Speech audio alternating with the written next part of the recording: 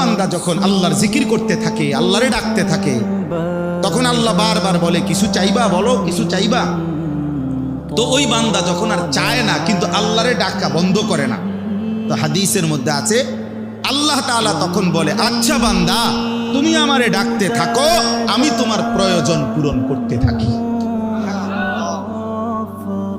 মান শাগালাহু যিকরি আন মাসআলাতি আ'তাইতুহু আফদালা মিম্মা উ'তিয়াস সাইলিন।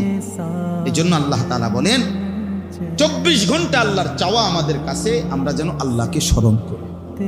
আজ আমরা আল্লাহকে ভুলে যাচ্ছি প্রতিদিন জীবন চলার পথে, সকাল থেকে রাত 10টা পর্যন্ত। আহা, ইনসাফের সাথে দেখেন কয়বার আল্লাহর নাম।